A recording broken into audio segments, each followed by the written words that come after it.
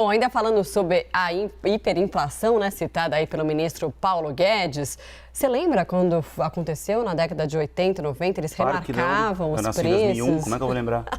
Eu pesquisei a respeito, vi vídeos no YouTube. Né? O Naka, ele lembra bem. Ele lembra bem o que aconteceu. Eu lembro. Ele trabalhava no supermercado remarcando, né, Naka? Infelizmente, eu lembro de verdade. Assim. Não, era terrível. A gente está brincando aqui, mas era um período terrível para a economia. Não, e a gente está muito longe desse cenário, né? Porque a hiperinflação, segundo os economistas, é um cenário onde a inflação de um mês é de 50%. Então, você tem uma coisa que custava 10, passa a custar 15 em um mês. A gente está muito longe desse cenário. A inflação em 12 meses atualmente é menos de 4%. Agora tem até uma coisa, né, Naka, assim, para quem é mais novo, um hábito que se perdeu hoje em dia com a inflação estabilizada é o hábito da compra do mês. Naquela época, todo mundo fazia a compra do mês justamente porque você tinha que comprar no mesmo dia, quando o dinheiro caía, a maior quantidade de produtos ao mesmo tempo, justamente porque daqui a pouco esses produtos iam aumentar muito. Então, se fazia a tal da compra do mês. Sim. Hoje, como a gente sabe que não vai aumentar absurdamente, como aumentava antes, a gente consegue diluir essa compra ao longo do mês e não fazer uma única compra. Né? Exatamente. Agora, sobre o que o ministro Guedes mencionou, né, acho que há dois pontos interessantes aí.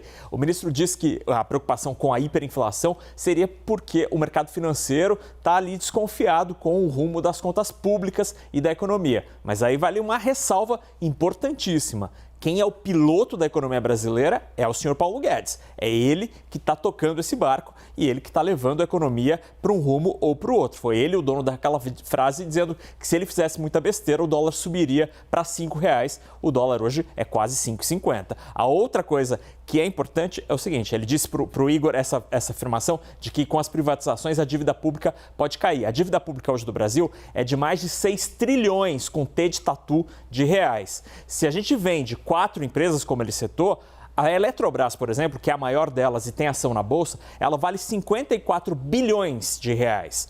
E o governo não tem todas as ações. Mesmo que a gente vendesse todas as ações da Eletrobras, seria suficiente para reduzir a dívida pública em só 0,8%. Que hoje é de mais de 90% do PIB, né? Exatamente. Ou seja, uma dívida bastante alta. Né? Agora, Paulo Guedes está alardeando por quê? Ele está com um discurso para tentar incentivar essas privatizações. Elas são necessárias para muitos economistas, defendem isso, mas o efeito da privatização para reduzir a dívida ele ajuda, mas não consegue derrubar de uma hora para outra, não. Naka, e aí então eu já compro um monte de coisa, passo o estoque, o que eu faço?